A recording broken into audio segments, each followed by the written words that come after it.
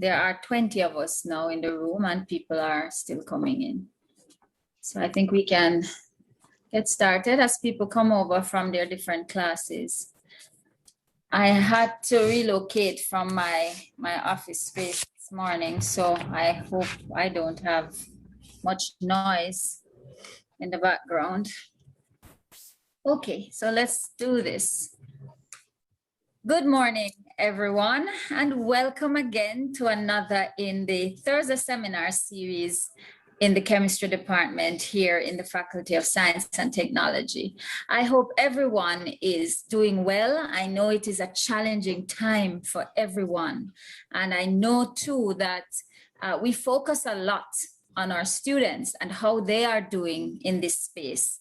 And I do know that as lecturers and researchers or graduate students, we give and give and give so much, and I'm not sure how many others there are to pour into us. So I just want to say, I do know that it's a difficult time for all of us. And previous to this COVID-19 and the launch into online learning, we were already challenged with how to engage students in the lecture room, in the labs, and this business of student engagement and student assessment. And then COVID-19 came and things got even worse.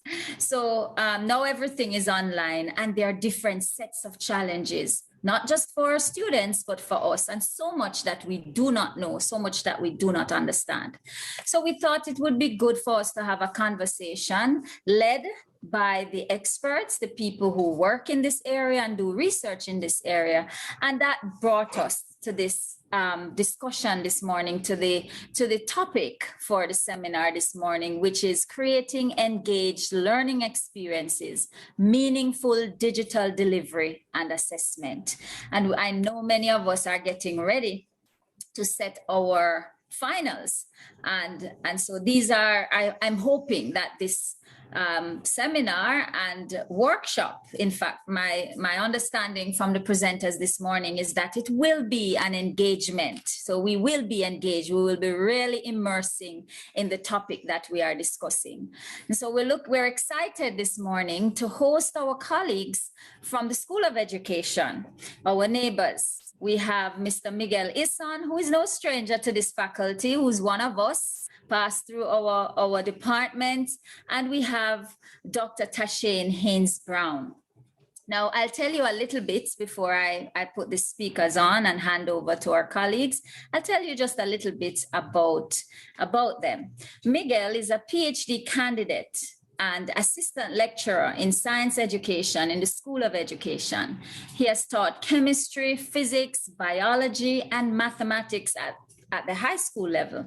And his research interests include student engagement in learning science, chemistry education, STEM education, and environmental education. Now, Miguel has already passed through our Thursday seminar series some time ago, don't recall which year that was, and engaged us in, it was student assessment. No, it was student engagement that he was talking to us about. That is where his passion is, student engagement in learning science. So it's great, Miguel, to have you back this morning.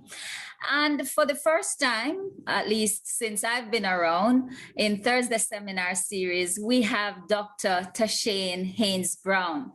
Dr. Haynes-Brown specializes in teacher education and teacher development. She has over 12 years of combined experience. So she doesn't only talk the talk, she has walked the walk. She has over 9 years of teaching experience at the secondary level in the area of Spanish and English language education, and 3 years at the tertiary level, where she specializes in introduction to teaching and learning, issues and perspectives in education, school and classroom management, and the development, of course, of foreign language skills. You know, she's been involved in foreign languages in Jamaica and the Caribbean for a number of years, having served served as CAPE Spanish examiner and oral examiner at the CSEC levels. But this morning, she is exploring with us her current research interest, which is improving teacher professional development in the use of information and communication technologies and enhancing teacher preparation. So, ladies and gentlemen, I did not say, very importantly, as we normally do, that these two are both parents. You know, as teachers, Miguel told me, as teachers and lecturers, we do have many children, but there are a few of them who stay in their homes.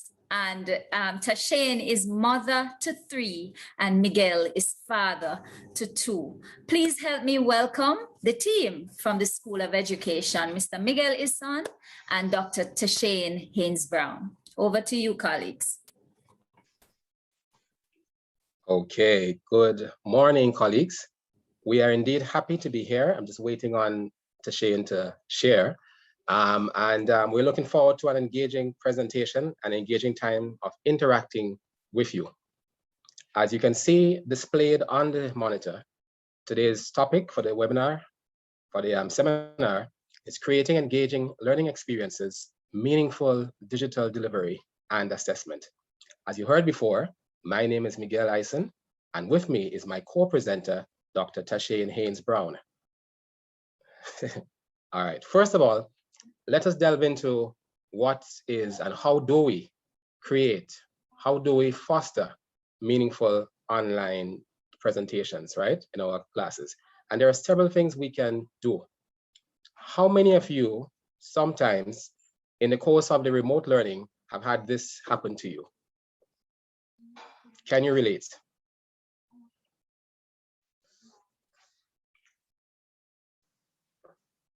Okay, we need to share sound. All right, so type in the chat for me. Yeah, when you've seen this video, tell me if you can relate to it. Y for yes or N for no is what you will type in the chat. Can you relate to this experience? I'm sorry, Miguel, just want to check that we've got everyone here. Can you all see me okay? Hello, darkness, my old friend. Just before we start today's lesson, anyone want to share what we did last lesson? Hello, darkness, my old friend. I'm just going to share my screen with you. Okay, can everyone see that all right? Hello, darkness, my old friend. So can anyone explain why they think that happens? Hello, darkness, my old friend. I've come to talk with you again.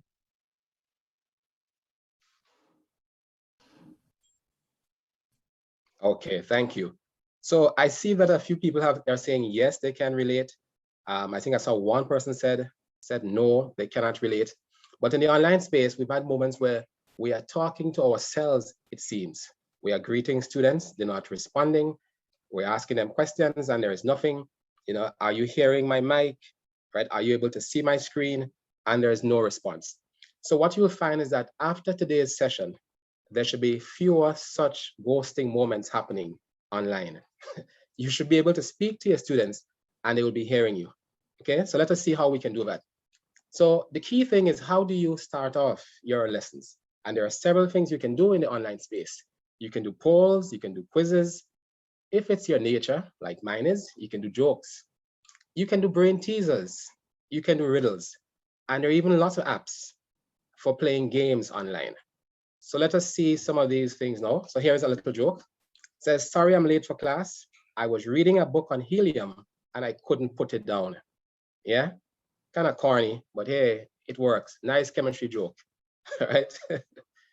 All right, next slide, please, Tash. Look for me at this picture and tell me what you see. I would like you to unmute your mics and interact with me. Tell me what you see in that picture on the screen. We only have about 30 seconds. What do you see? I see life. See life. Can you be more specific? I see birds and animals. All right, someone else? Thank you. Birds and beautiful trees. Trees, all right. Anybody seeing, apart from birds, anybody seen any other animals?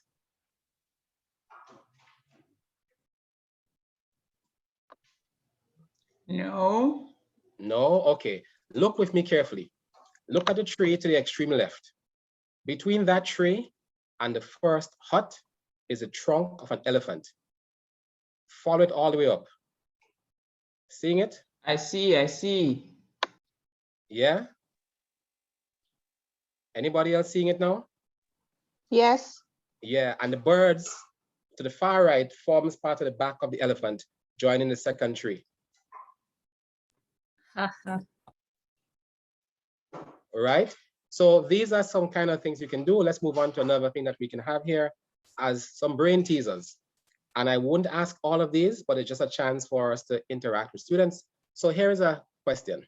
And as a scientist, I'll ask you this. Which travels faster, hot or cold? You may type your answer in the chat. Which travels faster, hot or cold? Just type your answer in the chat.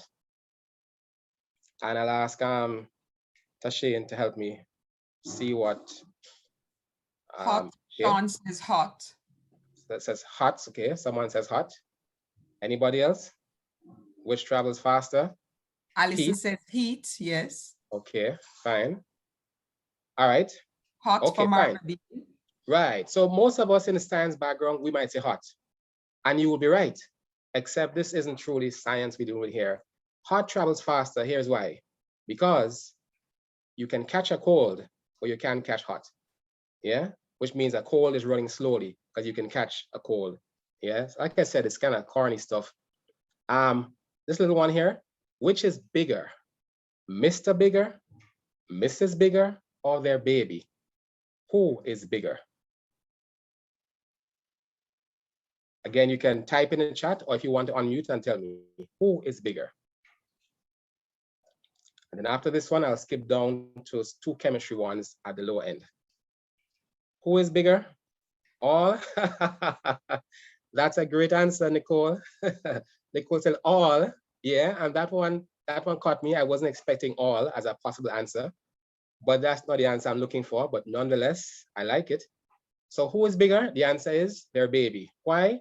Because he's a little bigger, you know? All right, the last two ones, quickly, chemistry ones.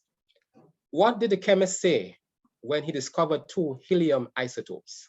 What did the chemist say when he discovered, oh, there we have it. Is that Nigel Young?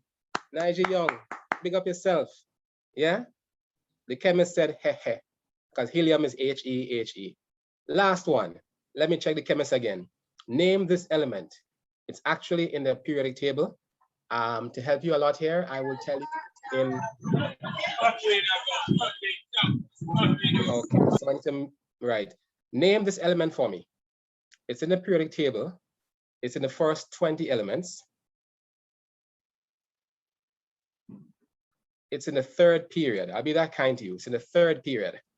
Name this element in period 3 of the periodic table. Any suggestions? All right, let me ask you. Wow, Francine, big up yourself. She's got it right. Francine, want to please tell us why you said it's argon? It's quite true. Tell us why. Tell us why, please, Francine. Unmute and tell us why. I've actually seen this before, but the R is the only thing that's missing. So R is gone. Right, R is missing, so R gone. Nice job, Francine. And today, your prize will be, yeah, applause. Okay, all right, great. Moving on to the next slide. So here is another example. It's a game, app called Kahoot. So please use your cell phones for me now. Hope we all have cell phones. And go for me to the site www.kahoot.it. So it's Kahooit.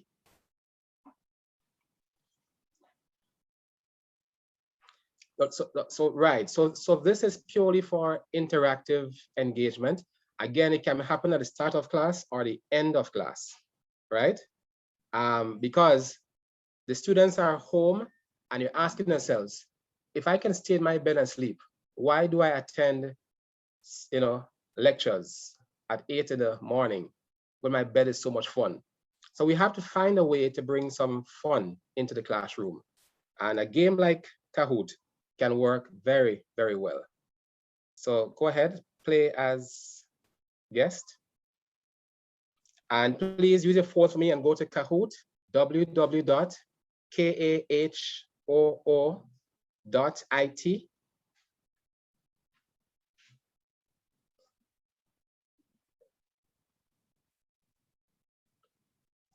Okay, I hope you all got where you should go to. So it's Kahoot. So it's www.kahoot, that's Kahoot, and it is .it.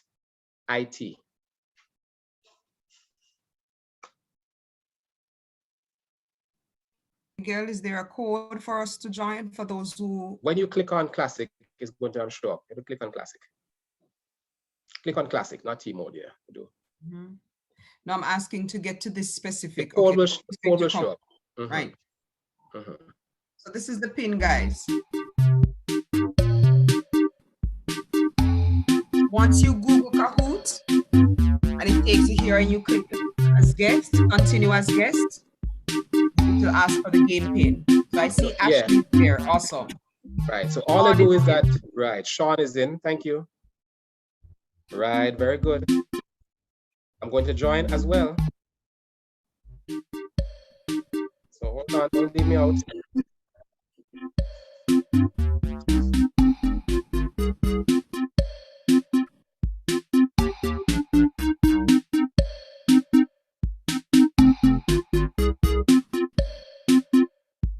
Can we have a few more person joining, please? So www.kahoot.it.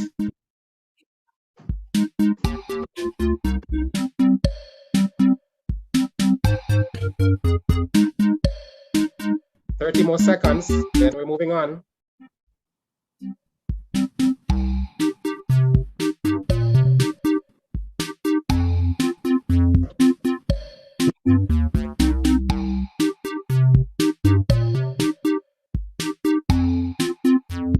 More seconds. Anybody wants to join at this point again?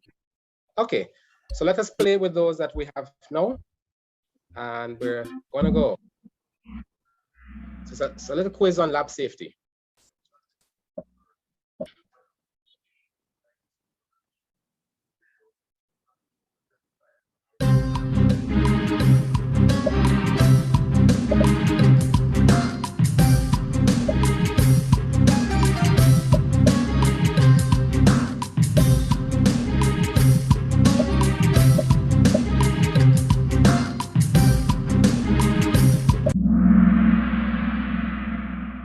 So you can see the stats displayed right away.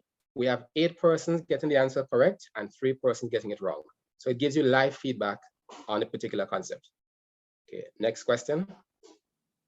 Oh, and by the way, I should say this, the faster you answer, the more points you actually get. So getting it right alone is not sufficient. How quickly can you respond is also assessed.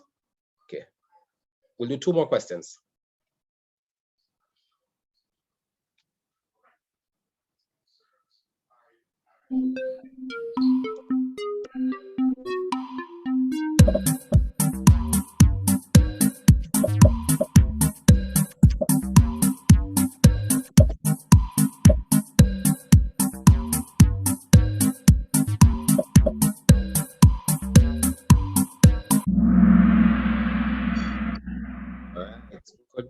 Good job. All right, so again, you can see how we've done on that particular question. All right, so one last one, and then we move on. So I will stop answering questions. Well, I will wait for a little while to answer this time. I'll answer late.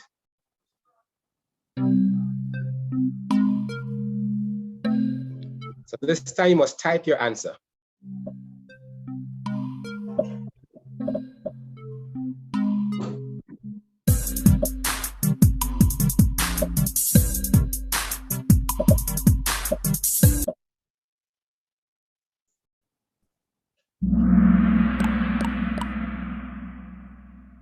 Nice job.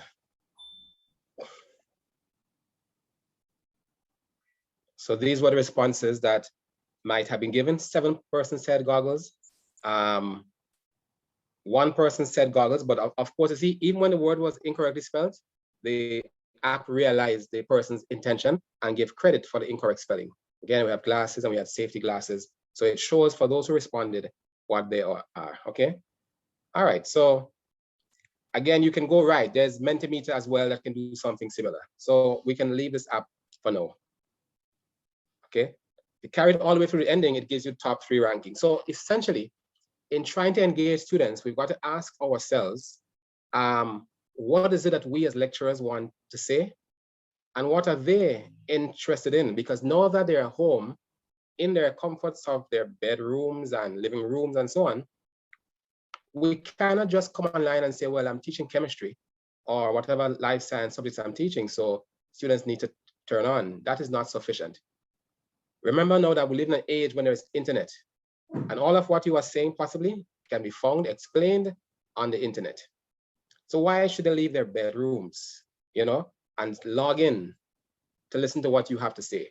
You've got to balance what you want to say with what they're interested in. At that intersection, it creates relevance. Relevance because their interests has been aligned with the curriculum objectives. And to build its relevance, you have to create an environment where there's a good rapport with the teachers, and the content must be meaningful to the students, right? Why am I learning this, sir? How in life will I ever have reason to encounter, right, what you are saying to me here? Moving on. So some general tips. When you are starting off your online classes, you want to communicate your objectives. Tell the students what it is they're hoping to achieve today, right? If you can use videos in your presentation to break up the monotony of your voice and have someone else in the class as a guest lecturer, use videos. But please select carefully for accents and content accuracy. You want to encourage conversations in your lectures, right? Don't expect to have students before you and you are doing a 2-hour lecture and they can't ask questions until at the very ending. Every 10 minutes or so, create room and ask any questions, right? Even post-lecture. If you're on Blackboard, you can, or in RVLE, you can post to the forum and have questions going post-lectures. I even do pre-lecture discussion forums where I tell students, hey, here's what's coming up next class. Do some reading for me and discuss your views on this. Or have a thing which I call Friday movie night and popcorn. You know, I put up an environmental science video and I say, watch this, discuss some questions here next week. Then you can do breakout rooms, right? So that students are not just all in one big space listening. In the smaller groups, some people are more encouraged to participate. And then have somebody from each group report back on what the group did. So there are lots of things we can do, polls and quizzes, okay? All of that can be done. And before they leave the class, you can do a little exit poll. There are times in the high school context, I used to call it visa, you know? Right, but basically, a little quiz to check on what they have learned. You can use Mentimeter, you can use Slido, you can use Kahoot, whatever it takes to get some quick feedback on how today was for them. And they can give you some feedback right away, all right? So at this point, we're going to move on to the second part, which is the most substantive part of today's presentation. How do we assess meaningfully in the digital space that we are in currently? Tasheen. And thank you so much, Miguel. And I know you had some fun and it was quite lively to get engaged in those different activities. So I know we're coming on to towards the end of semester and persons are also thinking about how it is that they're going to design their assessment activities in this digital space. So I want to take a look at some of those ideas relating to assessment in the digital space. Now, before we get into the meat of the matter, I felt it was important for us to consider how it is that different approaches to assessment and feedback, how are they connected to the different theories and perspectives on learning? And for many of them, you're already familiar with it, but it's just to give you that broad base of where it comes from. So we have the associative perspective on learning. And this particular theory comes from the view that learning is acquiring competence. And so from that kind of competency perspective, and this is also relevant to the science field in terms of assessment, most times the focus for the assessment is on the concepts and competencies that the students should be able to demonstrate at the end of a unit or course. And so the feedback also from this perspective tends to focus on the weaknesses in skills and conceptual understanding. And then we have the popular constructivist view on learning. And from this particular perspective, the general assumption is that learning is considered achieving understanding. And this is done because the learners actively construct ideas by testing hypotheses. And so again, associated with assessment in the science world is that assessment is accomplished through means of experimentation, discovery, and inquiry-based tasks. And the kinds of feedback that is generated from this perspective on learning is feedback that is coming out of reflection and self-assessment. And the discovery is interactive. And so it gives the students an opportunity to reflect and to self-test and assess. So when we think about the different forms of assessment that we have incorporated into our learning, this is where it is coming from. And then we have the social constructivist perspective on learning, which views learning generally as achieving understanding through collaborative activities and dialoguing. And so assessment from this perspective generally aligns itself well with the use of collaborative, cooperative group tasks. And so this is where we allow the learners to work together in teams or pairs or groups in order to solve some particular problems, to test an issue, and so on. And so the feedback that generally arises from this kind of assessment is peer feedback through that kind of collaborative approach and dialoguing that takes place. And then we also have the situative perspective on learning, where learning is viewed as a social practice. And so the assessment from this perspective is oftentimes holistic and tends to replicate the real world situation. So for example, when you send the students on an internship in an actual working environment in order for them to conduct the different kinds of tasks and activities that you have been teaching them in the course, that would be coming from that situative perspective. And so the kind of feedback that the students generally benefit from is often socially produced from multiple sources. So you go and visit them in that particular work field context, be it a lab at Red Stripe or wherever it is, and you give them feedback. They are learning and getting feedback from the experts who are there, and they're also learning from the authentic real life task and interaction in that professional space. And so all of these different kinds of assessment are things that I know you tend to incorporate in different ways in the program of study relating to science. So I thought that was useful. It would be useful for us to make that connection between the different learning theories and how and why it is that we do assessment in these different ways. And so now I want to talk to you a little bit more about those core ideas that we must bear in mind as we begin to design our assessment task, not only for the digital space, but assessment tasks in general.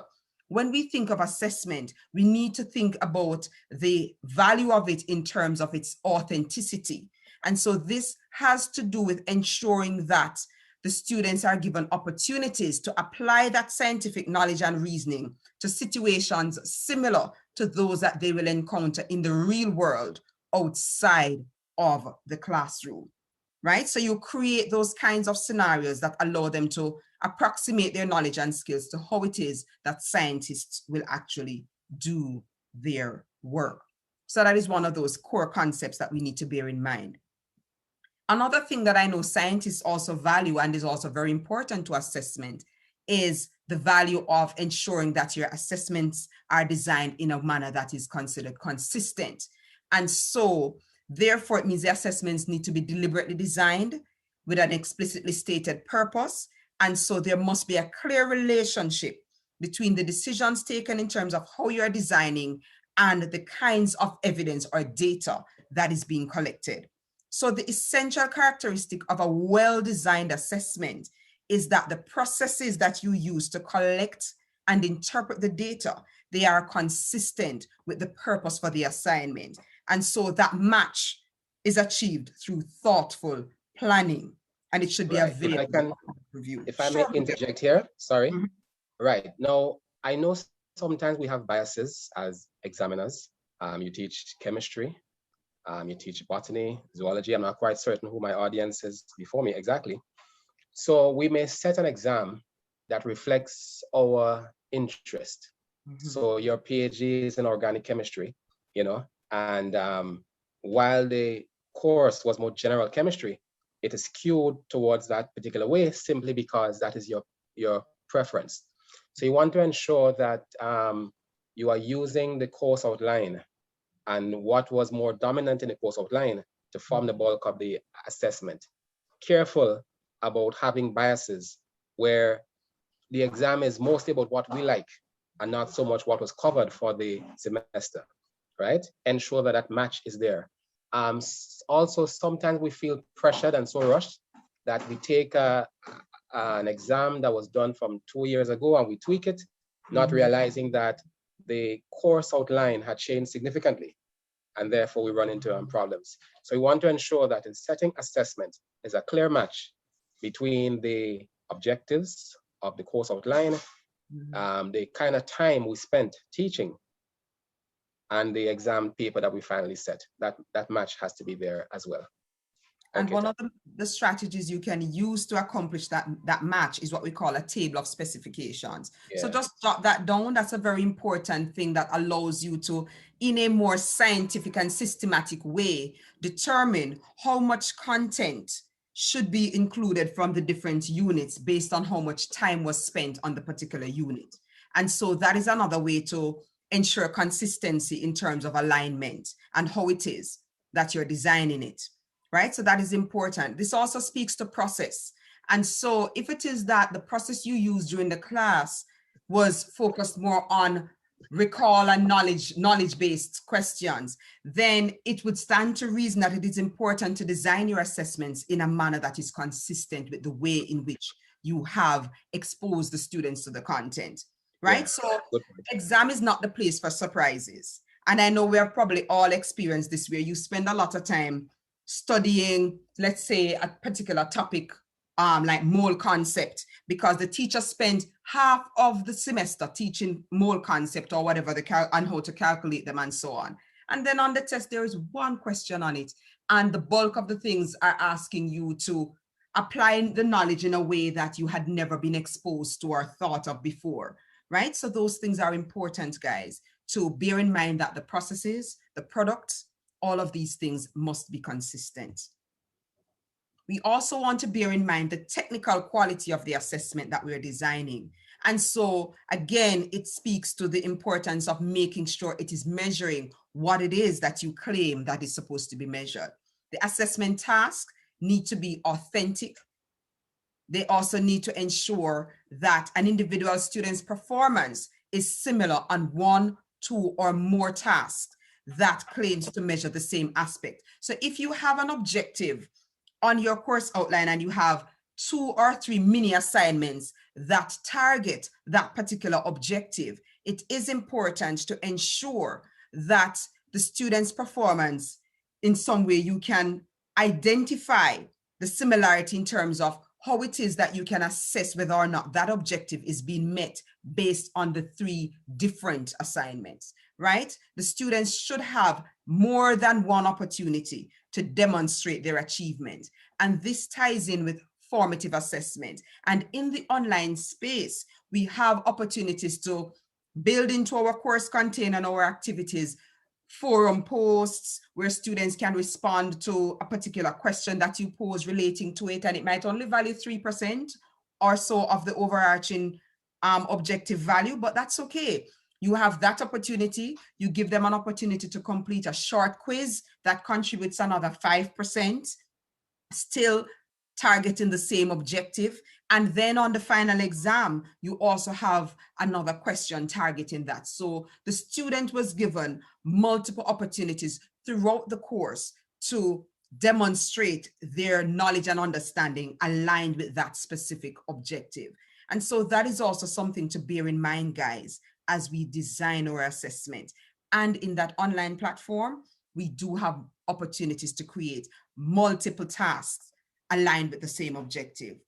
Also relating to technical quality is the importance of ensuring that the assessment tasks and methods of presenting them provide data that are sufficiently stable to lead to the same decisions if used at different times. So if you design a task that has to do with presenting a particular concept or so in the class, if another year group should be given the same task, right, it should have similar outcomes based on how the students perform. And so it shouldn't be that depending on who marks, the grades are different, and how the task is being interpreted is very different depending on which year group and batch of students and so on. So it is important to ensure that our tasks that we design, they are sufficiently stable, because we know that contextual differences, lecturer perspective, personalities, etc., will in some way affect the outcomes, but it should be, as we mentioned, sufficiently stable so that if used with different year groups and at different times and points, there should be some kind of similarity in terms of how it can be interpreted and how it is that it is being implemented. So that goes back to the importance now of giving clear guidelines, having a rubric with specific indicators and all of those kinds of critical things being embedded in how it is that we are designing the task.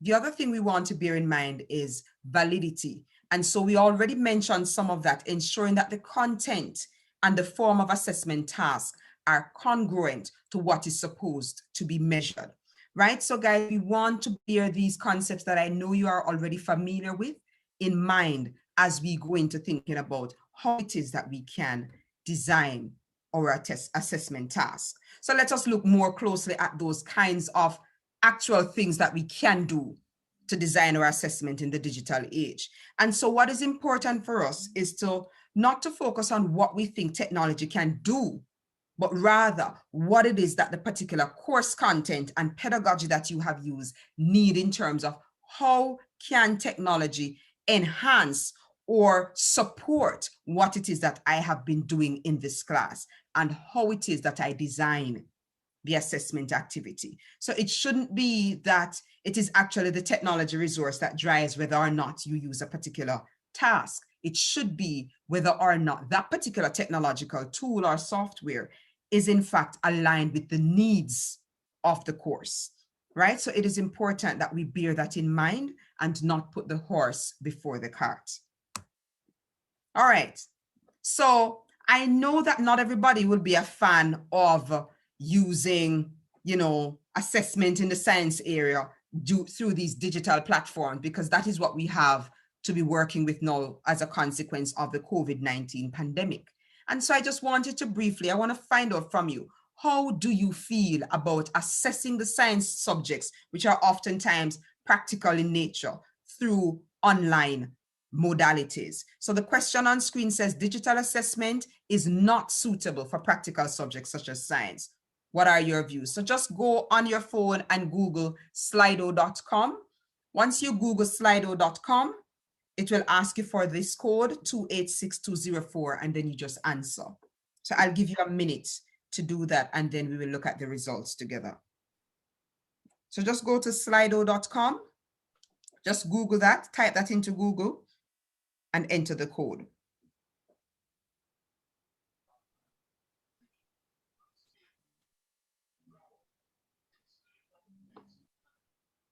Are we getting it, guys?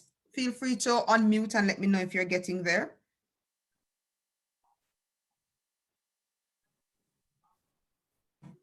I'm there. Thank you, Marvadine.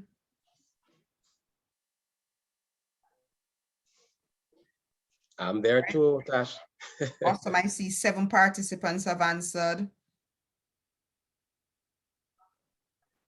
Just type in slido.com, guys, on your phones. and it will take you there and ask you for the code. 8 participants have answered. 9. Right. And in addition to doing this poll now for this particular context, you can do a poll like this with your students, right? Miguel, are you able to share this on screen, the results on screen? Well, yeah, you have to, okay, let me, yeah. All right, let me stop share. All right, the minute is almost up. 13 participants have given their views. Let me see if I can find this. Hold on. Got to find it back. We're giving people chances to get in. So it's, we have 15 participants of the 37 who have answered so far, 16. So just go to slido.com, just Google slido.com, and the code was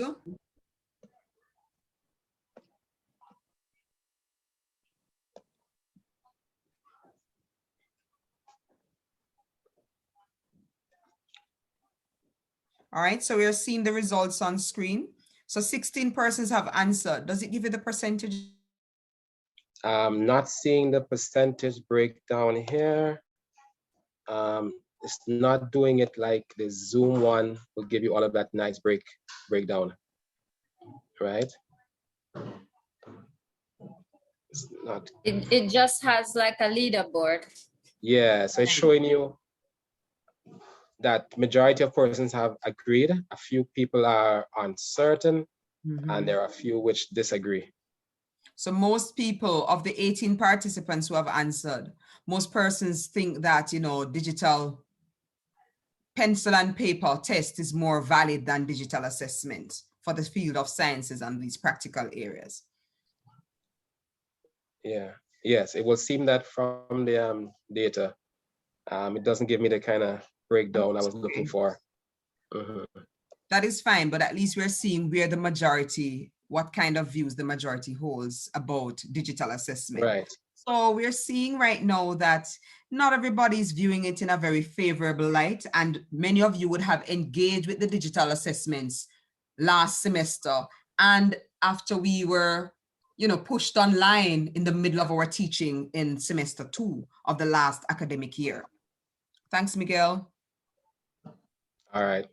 And so Mark is saying, you know, especially organic chemistry, where we are writing mechanisms, it's an important component to have our pen and paper tests and to have the students doing the more traditional forms of assessment. And so we can understand the, you know, hesitancy in terms of whether or not we would consider to be the best approach. And I'm also seeing in the chat where, you know, okay, so it's Mark talking about organic chemistry and how it is that this affects what it is we want to accomplish. But before we throw out the digital assessment, let's just think of a few of those benefits. Now, digital assessment can allow for greater variety and authenticity in terms of how we design. It can improve learner engagement, especially when we use like formative assessment and that kind of adaptive feedback, when they do those online quizzes and get the results right away, when they respond to a forum post and you can respond, their peers can respond. It can also capture wider skills and attributes that are sometimes not easily assessed through the regular pen and paper test. So for example, by using simulations, so lab simulations, you know, virtual labs, e-portfolios, interactive gaming, these are other benefits that can be derived from a digital platform. It is also an efficient way of submitting assignments, and it can be used for marking and moderation, especially now where the examiner and the second examiner can simply log on, download the assignments, mark them, verify who has submitted, when it was submitted. All of those things can be done through the digital platform. Digital assessments can also ensure consistency and accuracy of results because it allows for opportunities to combine human and computer marking. Also, there are increased opportunities for learners to act on the feedback, especially if you ensure that you have some form of formative assessment, mini assignments embedded in the course throughout. It can cater to innovative approaches based on the use of creative media and online and peer assessment. So these are just some of the benefits. Marvadine says, my face-to-face lecturers are so much more engaging though, since I see into the eyes or observe body language of my students, and that guides my actions during the lecture. Right? And so, yes, the face-to-face lectures, we are no longer in that position to see the students' reaction for you to know when to slow down sometimes. So it makes it difficult. It goes back to that video where, you know, the poor teacher asking the questions and you're staring at a blank screen with just names on it. So I understand how it is that it poses a challenge for us in terms of teaching and engaging our learners. But when it comes on to the assessment component, there are ways to allow the students to be more creative and to facilitate them in different ways other than the traditional formats when we think of it in the online space. Right? Let's look at some ideas about how can we assess the practical subjects, especially in this digital space. Now, we know that observation data has been one of those primary sources of assessing the practical areas such as the sciences. And so observation of performance under the realistic conditions, such as those created in your experimental labs on campus, is also very good. And we also have those through the internship opportunities where we take them into the actual world of work and allow them to perform particular tasks. And we observe them conducting these tasks. And oftentimes that is accompanied by our checklist. And so the checklist is a very critical part of how it is that we assess the practical areas. And so what is going to be important in designing these checklists, guys, is ensuring that the indicators are clear and it is very observable and measurable in terms of what is it that the student should demonstrate, what behavior should the student demonstrate for you to know whether or not the student is competent in a particular area. And so a checklist oftentimes accompanies an observation assessment task. So you might say, yes, you're talking about observation, but we're online now, no observation, no labs. That is no longer happening. But before I get into how we look at it, I'm going to come back to this. I want you to bear in mind that the core competencies that you're trying to assess are not only done in live traditional spaces. The core competencies can also be assessed in the digital space. And so I want you to think of your course objectives and activities. And I wanted to post in the chat for me, what would be one or two of those core competencies that are generally assessed through observing or seeing the students carrying out the task? Can you think of any particular competencies that a student in a science course must possess that you need to assess them through some form of observation? Post it in the chat for me. Think of your course and identify a core competence that your students must be able to, you need to see them. It must be demonstrated for you to know, or it is better assessed through demonstration and observation. Post in the chat for me, guys.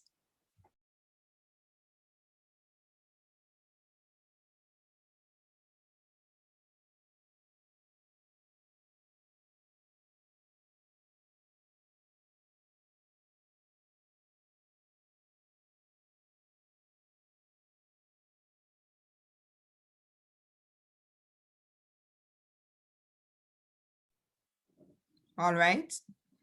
I'm seeing measurement and manipulation. Miss Williams says she needs to know the student's ability to accurately measure and how to manipulate. When you say manipulation, Miss Williams, what do we mean? Tell me, I haven't done science in ages. Equipment, how they use the equipment, appropriate use of equipment, all right? And measurement, that is something that we need to see the students do. Fair enough. Anything else? Any other core competence that you need to see them in action to assess?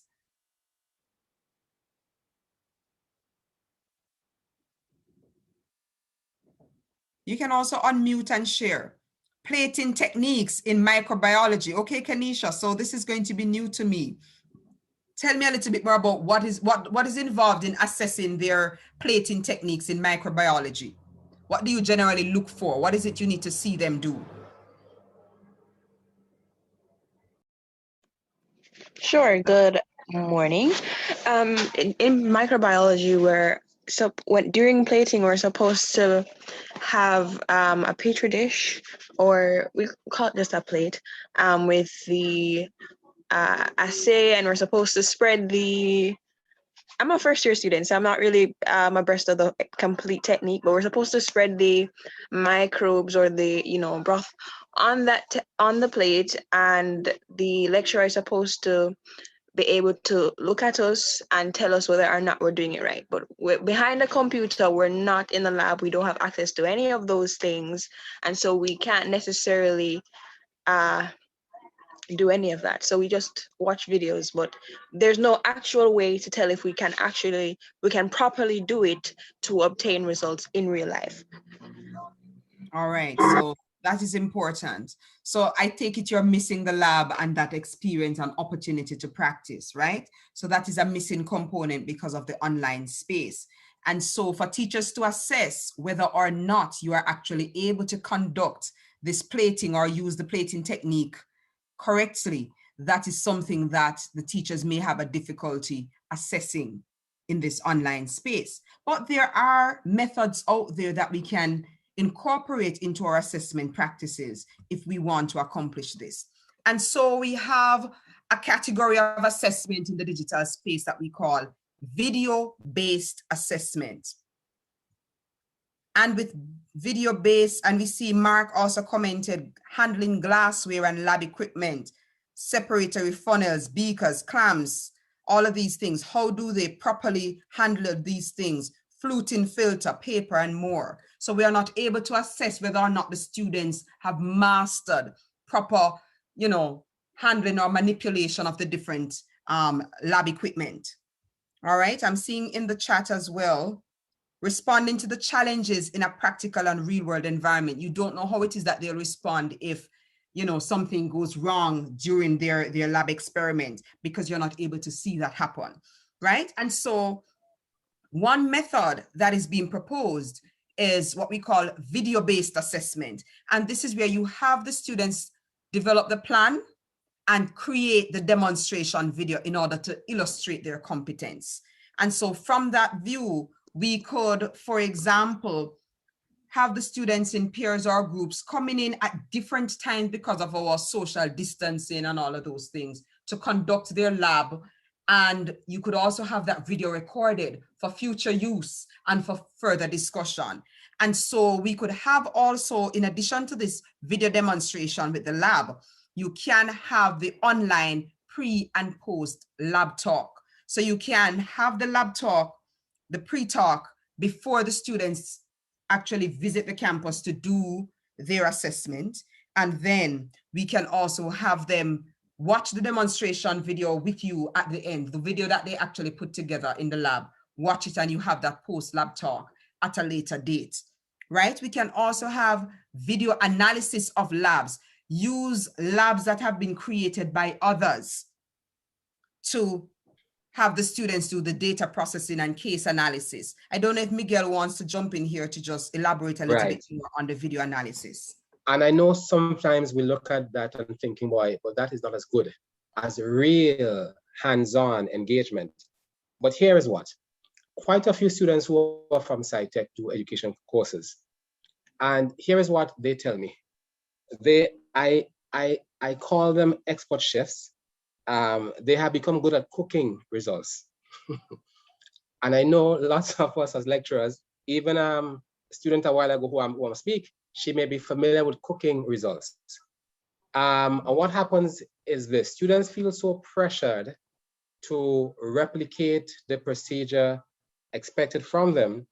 They often, in a titration, for example, even in looking at work under microscopes and making drawings, they may get the result from somebody else who did a lab last year, because they tell me that some of these lab manuals have not been changed in years. And so other students who did the lab previously would have given students answers. And so when you think students are in a lab carrying out organic synthesis and obtaining compounds of particular, whether it's crystalline nature, it should be nice and white powder and so on, students, often they share They beg somebody, can I have some of your crystals, please? Mine didn't quite come out right. And they beg around and beg around. And at the end of the time, they submit a crystal that is assessed as having been produced in the lab, but they didn't make it. So students find ways to get around the actual meaningful hands-on engagement. So a lot of time when we have marking students as a beautiful drawing, you cut some slides really well, they were nicely stained. You know, those drawings are great. Students tell me that sometimes they make those drawings home and they come in the lab and they pretend that they are drawing. And at the end of the 2 or 3 hour lab, they hand in a drawing that was done. So Miguel. Nice. Yes. So that means that, so you spoke about them doing it at home. So they could have video recorded themselves doing it then. And Precisely. Then send that, and you have that conversation with them to understand the decisions taken and why it is that they took those decisions, right? Precisely. In order to engage them more. Right, because we are so fixed on it having to be in the lab space, we don't realize that sometimes the work is done before the actual lab has been done on a Thursday or Friday, right? So that could have been done home as well. And they could have video themselves, as Tashin is saying rightly. So Miguel, video analysis. Can I jump in, Miguel? Jump in. Yeah, I'll say this to what you're saying. I'll say the cases from my experience with my lab courses that you are describing are few.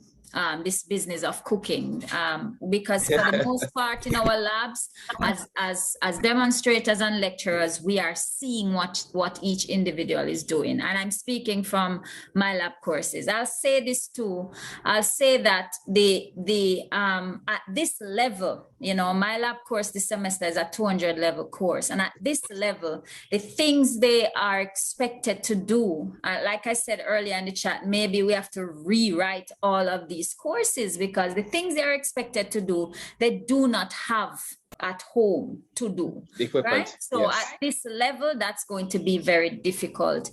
And then I'll say this, because our course Chem 2111 has benefited quite a lot from the development of online, the website that Prof. Lancashire has invested so much into has, you know, we have the experimental setup digitized from the 2111 lab. Yesterday we did magnetic susceptibilities, and the apparatus is there in 3D and they can move it and see it. And the avatar thing wasn't working this year, but they could in previous times select an avatar and be the guy and go through the steps and get a number, right? Yes.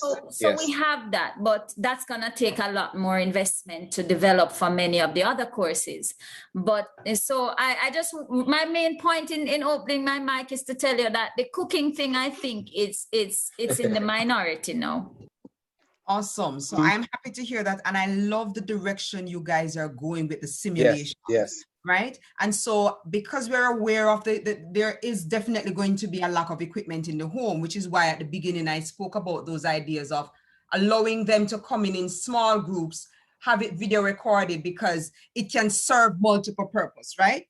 So you have them do the lab, video recorded, you have the pre-lab conversation online, you have the post-lab talk online, and then you can also use those very same labs for video analysis. One that didn't go so well, you could play that, have the students observe that lab that didn't go so well from one of those videos, have them explain why, what went wrong, what decisions were not so sound based on what the students had done, what recommendations, how could we fix it, what are the likely outcomes? Because you can even edit a lab or a video of a lab that the students have done to stop at a point where you don't see what color the crystals turn at the end. To say, based on the procedure that this group used, what color do you perceive that the crystals would be at the end of the lab if it was a lab gone wrong? You know, what colors based on the mixture and the quantities, etc. So there are ways that we can help the students to have the knowledge and demonstrate their understanding without them being the one actually carrying out the tasks, right? Because if you watch the video and you know, then you can fix that. Yes, Miguel? You can add one thing here quickly. And so while maybe you are limited per se in the scientific process skill of measurement, certainly we can build the critical thinking, right? We can build the ability to analyze and interpret and, inference and so on. Skills of communication. So there are a lot of higher order thinking skills that still can be built up in the online space, even though we may lack some of the practical hands-on stuff. And in time, maybe things like simulation, those 3D VAR type things, those will come on stream in time. But for now, I think Dr. Singh was right when she said that you may have to modify some ways the way we assess. Manipulation might be a smaller component, but certainly you can increase critical thinking, creative thinking, ability to analyze, to interpret. Those can be greater because after all, that is what we are limited to for now. So we make best use of the technology to do what we can now. But I would also argue, Miguel, that a student who can predict the possible outcomes and so on based on what actions are being taken would be a more robust or a better rounded student because the student is applying knowledge even though they are not in the physical space. And this takes me to I'm wrapping up because I'm aware of the time as well. This takes me to another way we can design assessments in the sciences in the online space. We can do case studies, and what we call it, how we can design these case studies is to problematize the case study, right? Where let's say you have a report on a poorly conducted laboratory activity. You present them with one of those lab reports that things didn't go so well, change up some of the steps and decisions, and have them analyze that case study to identify the strengths and weaknesses, predict the possible outcomes for that lab based on what was done in the lab, make recommendations for improvement, justifying why it is that they would recommend that Paul adds 2 liters instead of 3, heat it for 25 minutes instead of 5, all of those things. Why use a beacon instead of a funnel or whatever the different apparatus would be, in order to get the students thinking and to show for them to demonstrate their understanding of how it is that they are supposed to conduct this particular test, right? So we can create also case studies, problematize it, and get the students to identify and to think, because they might not have that opportunity to be in the physical space, right? And then we can also think of ideas such as web and e-portfolios, which are oftentimes ongoing forms of assessment. And this is where we can have the students create web pages, blogs, wikis, or e-posts in order to show evidence of their learning under the different headings. So titration, they can create on their web portfolio, which might value 20% of the overall grade. They can include their reflective notes, and because we are using the digital space, they can upload their reflective notes on the lab that they conducted through audio recording, a video, speech, typing it in a document. They can present images, flow charts, concept maps, excerpts from readings in terms of that they have engaged with in order to understand that lab better. And so they are journaling their learning and their experience through your course by creating an e-portfolio or web portfolio. So where we are heading basically through digital assessment is on allowing students to self-assess, more self and peer assessment than for lecturers to tell you whether or not you have mastered and what you have learned. Because the more we sometimes tell our students, they don't necessarily learn from that. They learn more from their own mistakes, for want of a better way of putting it. And so these kinds of activities can allow us to, in the digital space, assess, but assess in different and more creative ways, right? And so we are at the end, and this is where we want to reflect on the methods that have been suggested, the e-portfolios, the video-based assessment activities, the case studies, the online quizzes, which we are all familiar with, and think about, are there any potential benefits or opportunities for improvement? What are some potential drawbacks? And how could we possibly use these in the assessment of science? So Marvadine, I'll be guided by you. We're at 12:07. Do we have 5 minutes to place the groups, persons in the breakout rooms for them to do this activity, this little conversation, and then come back and share? I think time is upon us because I'm getting a number of private messages from colleagues and members who have to go to other engagements. So I would say, Tashane, let's see if in those 5 minutes or no 3 minutes we can just entertain 3 minutes. Let's try to 2 now. Finish at 10:12. See if there's anybody who would like to, who has a burning question or a comment that they would like to make. Shall we do that? Sure. So the questions are on screen and you can also ask other questions. So this is really the summary slide. What do you think? We're down from 40 to about 25. So let's just see. Going once, going twice. Is there anybody who would like to make a closing comment or ask a question of our guests? Right. Hello. Hi. Are you hearing me?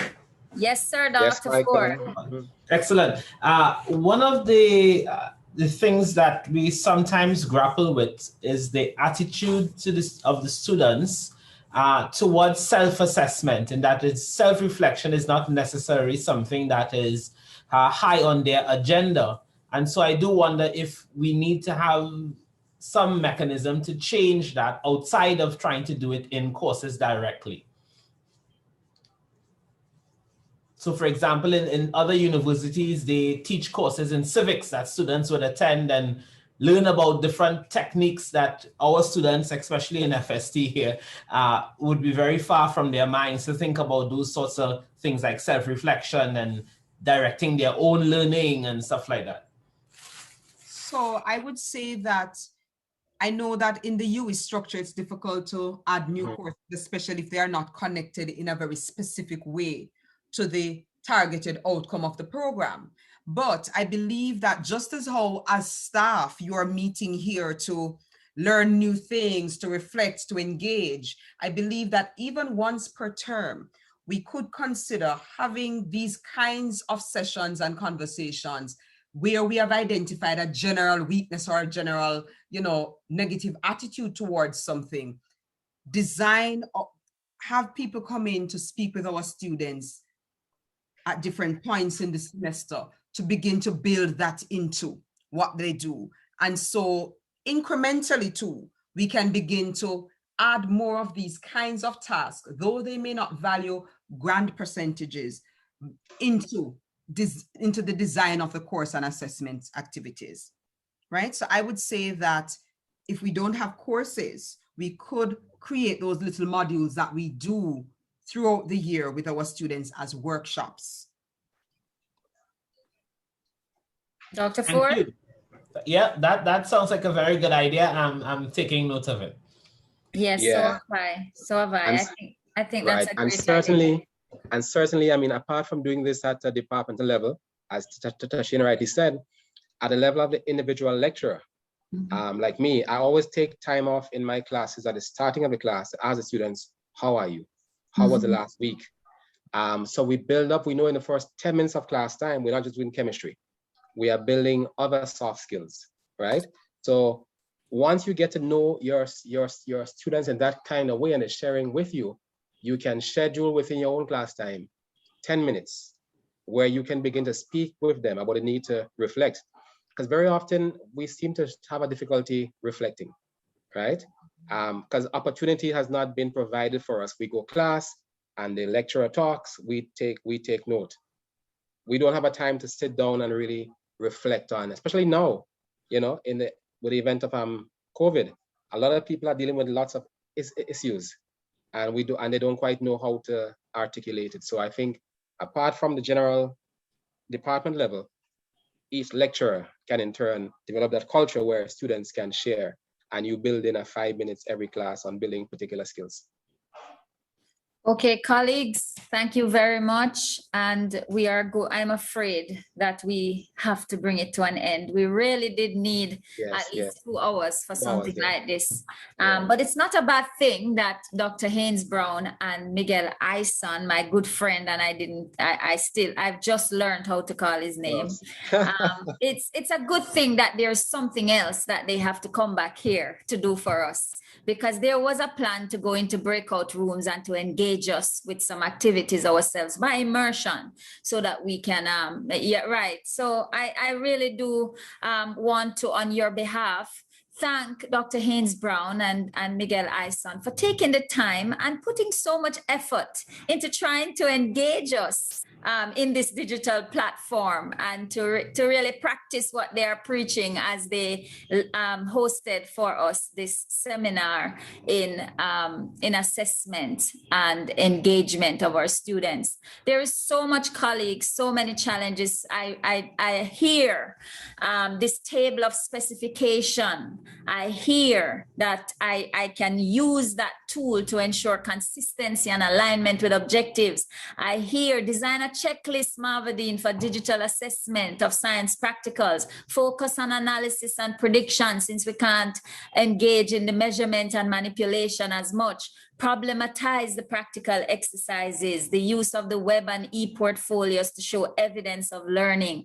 And we now have a suggestion which about engaging our students in, so that we can culture them in self-reflection. And finally, and this is something this is my personal approach to teaching and learning, and especially now in the online platform, get my students to trust me, so that they will open up even in this very disconnected way of engagement. You know, when you go in, have a few words with them at the beginning, what's going on, talk about other courses, get your students to connect with you, because connection is so critical now to engagement. Ladies and gentlemen, give our colleagues a round of applause, Dr. Haynes Brown, Mr. Miguel Ison, and thank you for making it at 11 a.m. this day for another in our Thursday seminar series. I will see you again next week. Stay safe, everyone.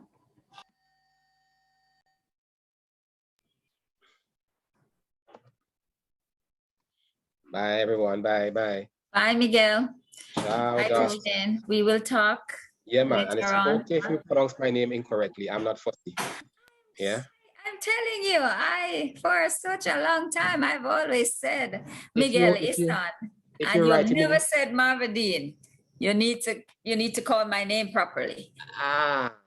Yes, in time.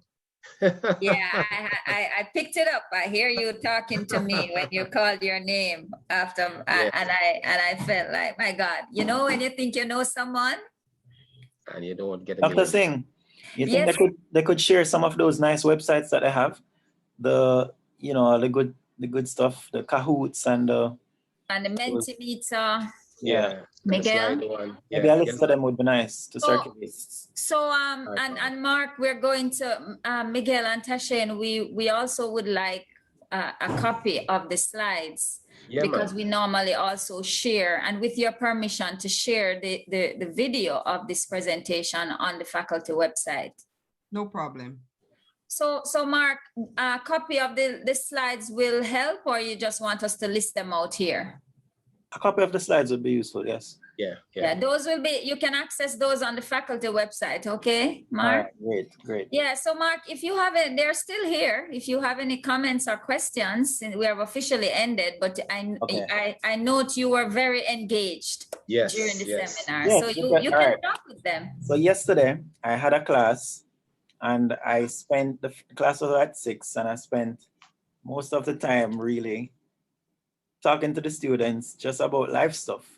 I think what really prevents students from engaging with the material is exactly